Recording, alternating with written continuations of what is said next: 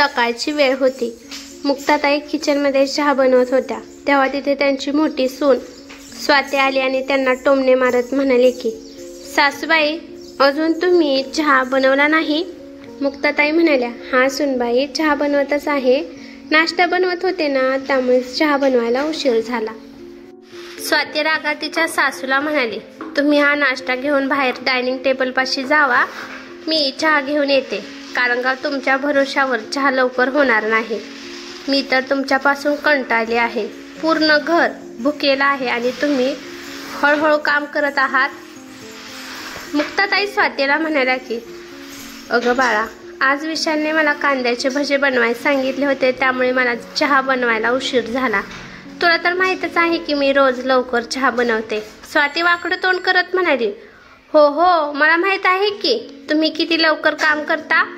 तोपर्यंत स्वातीचा नवरा विशाल किचनमध्ये आला आणि स्वातीला म्हणाला की अगं स्वाती, तू आईला कशा पद्धतीने बोलत आहेस? अगं तुला लाज वाटली पाहिजे, आई या वयात पण आपल्या सगळ्यांसाठी किती कष्ट करत आहे हे बघ स्वाती, यानंतर तू आईला अशा भाषेत अजिबात बोलू नकोस। स्वाती आपल्या नवऱ्याला म्हणाली की बर ठीक आहे, पण तुमच्या आईला पण सांगा, जर हळूहळू काम करायचं असेल तर किचनमध्ये अजिबात यायचं नाही, त्यांना एका जागी बसायला सांगा, आम्ही सगळं काम करायला तयार आहे। असं म्हणून स्वाती रागाने नाश्ता आणि चहा घेऊन बाहेर निघून गेली।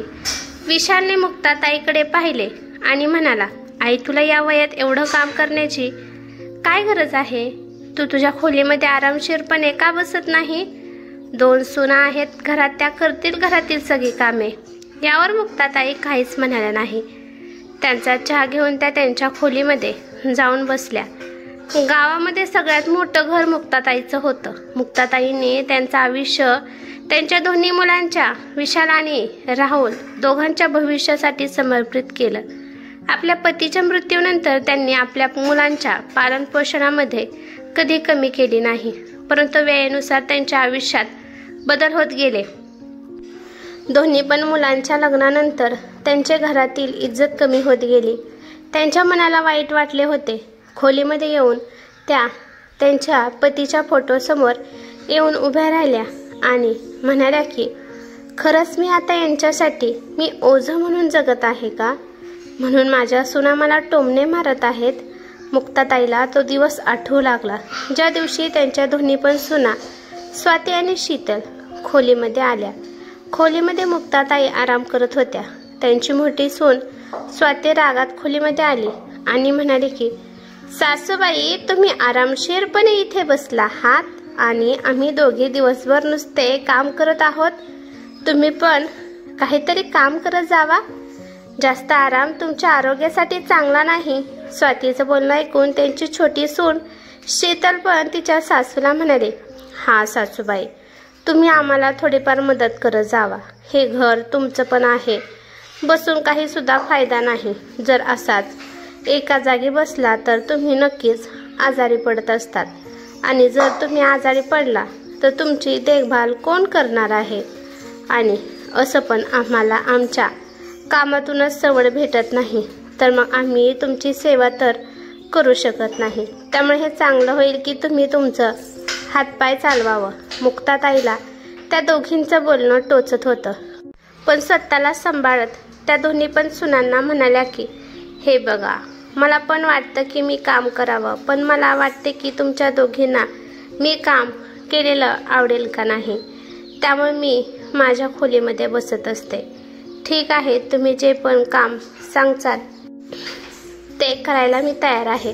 स्वाती म्हणाली की यामध्ये सांगण्यासारखं काय आहे? घरात काय कामाची कमी आहे का? जे काम दिसेल ते करत जावा। पण ठीक आहे, आजपासून तुम्ही सकाळचा नाश्ता आणि चहा रोज न चुकता बनवत जावा आणि शिवाय छोटी मोठी कामे पण करत राहावा। आपलं काम झाल्यावर दोन्ही पण सुना त्यांच्या खोलीतून निघून गेल्या। त्या दोघे गेल्यावर मुक्ताताई एकदम शांत झाल्या।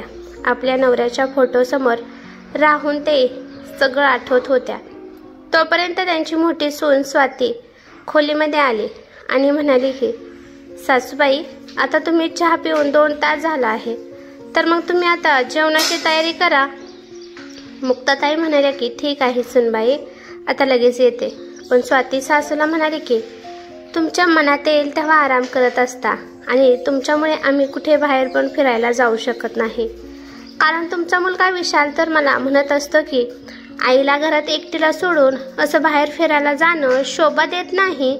आणि तुमचा छोटा मुलगा राहुल आणि शीतल दोघे मस्तपैकी फिरायला जात असतात. स्वातीचं बोलणं ऐकून मुक्ताताईला खूप वाईट वाटलं. पण त्या स्वातीला म्हणाल्या की हे बघ स्वाती, आजच मी विशालला बोलते आणि मग तो तुला घेऊन फिरायला जाईल. माझी काळजी करू नकोस, मी माझं काम करत जाईल. पण स्वाती रागात मुक्ताताईला म्हणाली की तुमच्या मुलाला सांगण्याची काही सुद्धा गरज नाही आणि जाऊन लवकर स्वयंपाक बनवा. आणि ती तिच्या खोलीत निघून गेली. माहीत नाही पण स्वातीचं बोलणं ऐकून मुक्ताताईच्या डोळ्यात अश्रू आले. डोळ्यातील अश्रू पुसत मुक्ताताई किचनमध्ये गेल्या आणि स्वयंपाक बनवता बनवता त्यांना काही दिवसाचं काहीतरी आठवू लागले. दुपारची वेळ होती. स्वाती आणि शीतल खोलीमध्ये बसून गप्पा मारत होत्या. तेव्हा दारावरची बेल वाजली. स्वातीने जाऊन दरवाजा उघडला तर दरवाजावर स्वातीची मैत्रीण विद्या होती. विद्याला पाहून स्वाती खूप खुश झाली आणि म्हणाली की ये विद्या, खूप दिवस झालं आपण भेटलो नाही. विद्या घरात आली आणि सोफ्यावर बसत म्हणाली की अगं काय सांगू स्वाती, लग्न झाल्यावर प्रपंचात एवढे गुंतून पडले की तुला भेटायला येण्याची सवडच भेटली नाही. बरं ते जाऊ दे. स्वाती तुझा प्रपंच कसा चालू आहे? स्वातीने मोठा श्वास घेतला आणि म्हणाली की काही विचारू नकोस बघ. अगं या बाबतीत तर माझं नशीबच खराब आहे. अगं स्वाती, हे काय बोलत आहेस? असं काय झालं आहे म्हणून तू असे बोलत आहेस? विद्याने उत्सुकतेने विचारले. शीतल पण त्या दोघींच्या गप्पामध्ये सामील झाली. स्वाती म्हणाली की काय सांगू अगं, आमच्या घरातील सगळ्यात मोठी अडचण आमची सासूबाई आहे. दिवसभर घरात बसून असते, काही सुद्धा काम करत नाही, व्यवस्थित जेवण पण बनवत नाही आणि काम पण करत नाही. पण विद्या म्हणाली परंतु आपल्या घरातील म्हाताऱ्या माणसांना आपण आरामच करायला लावतो. तुम्ही दोघी त्यांना जास्त काम का सांगत आहात? स्वाती तोंडावर कुटील हसू घेत म्हणाली की आम्हाला तर वाटत आहे की यांनी कुठेतरी नातेवाईकांमध्ये किंवा वृद्धाश्रमामध्ये निघून जावे, त्यामुळे आम्ही मोकळ्यापणाने या घरात राहू. शीतल म्हणाली की एकदम बरोबर बोलत आहे स्वातीताई, आमचं तर आयुष्य जसं थांबल्यासारखं आम्हाला वाटत आहे. प्रत्येक वेळी आम्हाला सासूची सेवा आणि देखभाल करावी लागत आहे. मी तर माझ्या नवऱ्याला राहुलला तर सांगितलं आहे की तुम्ही तुमच्या आईला वृद्धाश्रममध्ये सोडून या, परंतु त्यांना तर त्यांच्या आईची खूप काळजी असते. त्यानंतर विद्या स्वातीला म्हणाली की तुझा नवरा वृद्धाश्रममध्ये पाठवण्याच्या विचारावर काय म्हणत असतो? स्वाती तोंड वाकडं करत म्हणाली की यांना तर आईच्या विरुद्ध एक शब्द जरी बोलला तरी राग येतो. माझं मन तर हे करत आहे की आता सासूबाईला वृद्धाश्रममध्ये सोडून यावं. विद्या जरा सिरियस होऊन म्हणाली की तुम्ही दोघी जे पण काही बोलत आहात ते योग्य नाही, कारण त्या तुमची सासू आहे, तुमच्या नवऱ्यांची आई आहे. तुमच्या नवऱ्याला तुमच्या सासूबाईंनी लहानाचं मोठं केलं आहे. स्वाती विद्याचं बोलणं ऐकून हसायला लागली आणि म्हणाली की काय अगं विद्या, तू पण जुन्या विचारांची आहे असं वाटत आहे. आजकाल आपल्या सासूची कोण इतकी सेवा करत आहे? आणि असं पण आमचं लग्न आमच्या नवऱ्यासोबत झालं आहे, त्यांच्या आईसोबत नाही. मुक्ताताई हे सगळं बोलणं त्यांच्या खोलीमध्ये बसून ऐकत होत्या. त्यांनी कधी स्वप्नात पण विचार केला नव्हता की त्यांच्या दोन्ही पण सुना त्यांच्याबद्दल एवढ्या वाईट विचार करत असतील. त्या विचार करतात की खरंच सुना मला ओझं समजत आहेत. हे सगळं मुक्ताताई आठवत होत्या. तोपर्यंत त्यांच्या कानावर त्यांच्या मोठ्या सुनाचा कर्कश आवाज आला आणि स्वाती म्हणाली की आजच्या दिवस जेवण होणार आहे का नाही, की आम्ही जेवण बाहेरून ऑर्डर करू? मुक्ताताईंनी पटकन जेवण बनवले आणि झाकून ठेवले. त्यानंतर त्या स्वातीपाशी आल्या आणि म्हणाल्या की सुनबाई, मी आता जरा थकली आहे, मी आराम करण्यासाठी चालली आहे. यावर स्वाती काहीच बोलली नाही. मुक्ताताई त्यांच्या खोलीमध्ये जाऊ लागल्या. तोपर्यंत त्यांचा रस्ता शीतलने रोखला. शीतल म्हणाली की सासूबाई, आज जर तुम्हाला स्वयंपाक बनवायचा नव्हता तर आम्हाला सांगायचं असतं, आम्ही बनवला असता. मुक्ताताई आश्चर्याने म्हणाल्या की सुनबाई, मी तर स्वयंपाक बनवला आहे, तर मग असे का बोलत आहे? शीतल म्हणाली, मला माहीत आहे तुम्ही स्वयंपाक बनवला आहे, पण इतका कमी का बनवला आहे? एवढा बनवण्यापेक्षा नसता बनवला तरी चालले असते. संध्याकाळी जेव्हा दोन्ही पण मुले घरी आले तेव्हा मुद्दाम स्वाती आणि शीतल एकमेकींना बोलू लागल्या. स्वाती मुद्दाम तिच्या नवऱ्याला विशालला म्हणाले की तुम्हाला माहीत आहे, आज सासूबाईंनी दुपारी एवढा कमी स्वयंपाक बनवला होता की आम्हाला ते जेवण पुरले पण नाही. पण विशाल आश्चर्याने म्हणाला की हे काय बोलत आहेस? आईला तर आपल्या सगळ्यांची खूप काळजी आहे, ती तर नेहमी जास्त स्वयंपाक बनवत असते.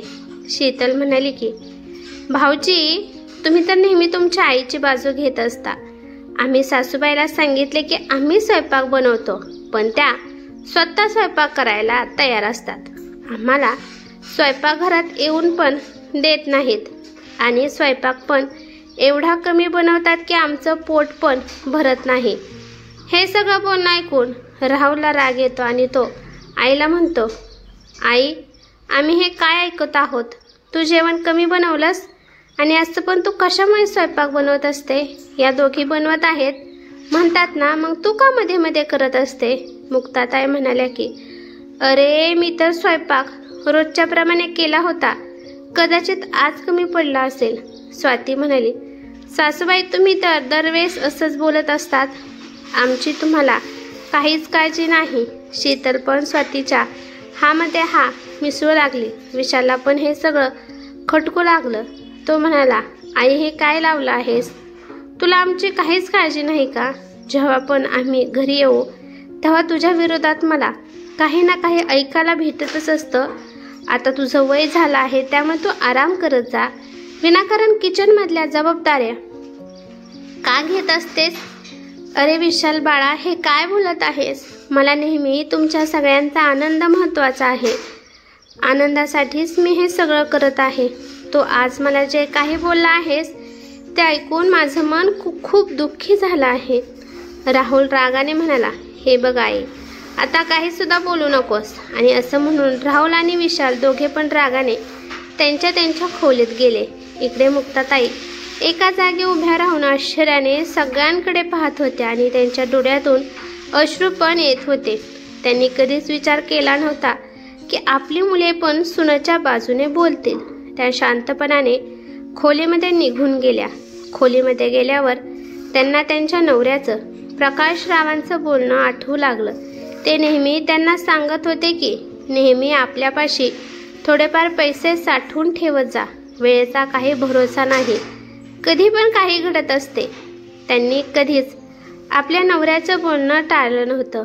त्यांनी त्यांच्या नवऱ्याच्या सांगण्यावरून थोडे पैसे साठवले होते. रात्रभर मुक्ताताई अश्रू ढाळत बसल्या होत्या, पण आता त्यांना हे सगळं सहन होत नव्हतं. दुसऱ्या दिवशी मुक्ताताईंनी दोन्ही पण सुनांना आणि मुलांना बोलावले आणि म्हणाल्या की आजपासून मी या घरात राहू शकत नाही. मी आता माझ्या त्या छोट्याशा घरात जाणार आहे, जे घर तुमच्या वडिलांनी माझ्यासाठी शेतात बांधून ठेवले होते. त्या घरात मी माझ्या मर्जीने राहू शकते. विशाल पुढे आला आणि म्हणाला, आई, तू हे काय बोलत आहेस? इथे तुम्हाला कोण त्रास देत आहे? नाही विशाल बाळा, कोणीच त्रास देत नाही, पण मला माझ्या इच्छेने आता राहायचे आहे. दोन्ही पण सुना एकमेकांकडे पाहू लागल्या. स्वाती म्हणाली, सासूबाई, तिथे तुम्ही एकट्या कशा राहतील? इथे तर सगळ्याच सुखसुविधा आहेत. मुक्ताताई हसत स्वातीला म्हणाल्या, सुखसुविधापेक्षा आपल्याला आपली इज्जत महत्त्वाची असते. हसत हसत त्यांच्या डोळ्यात अश्रू आले, पण त्यांनी लगेचच पदराने अश्रू पुसले आणि आपली छोटीशी बॅग घेऊन त्यांच्या नवऱ्याने शेतात बांधलेल्या छोट्याशा घराकडे निघून गेल्या. त्या घरात गेल्यावर त्यांनी मोकळा श्वास घेतला. हे घर आता त्यांचं होतं. गावातलं मोठं घर असून पण त्यांना तिथे मोकळा श्वास घेता येत नव्हता. पण इथे शेतात आल्यापासून त्यांना प्रसन्न वाटू लागलं. इथे कोणीच त्यांना टोमणे मारू शकत नव्हते. त्या घरात त्यांनी जे पण पैसे साठवून ठेवले होते ते उपयोगी पडले आणि एक नवीन आयुष्य जगण्याचा ते प्रयत्न करू लागले. मुक्ताताई शेतातील आजूबाजूच्या गरीब मुलांना शिकवू लागल्या. सुरुवातीला खूप कमी मुले त्यांच्याकडे आले, पण मुलांमध्ये झालेला बदल पाहून आता गावातून पण काही मुले मुक्ताताईंपाशी शिकायला येऊ लागले आणि ज्यांना शक्य होईल ते पण आता त्यांना 4 पैसे हातात देऊन जात होते. मुक्ताताईंनी मुलांना फक्त अभ्यासच शिकवला नाही, तर अभ्यासाबरोबर चांगले संस्कार आणि आत्मविश्वास कसा जागृत करायचा हे पण शिकवले. ही कथा कशी वाटली ते मला कमेंट करून नक्की सांगा. कथा आवडली तर लाईक शेअर नक्की करा आणि चॅनेलवरती नवीन असाल तर चॅनेलला सबस्क्राईब करा. धन्यवाद.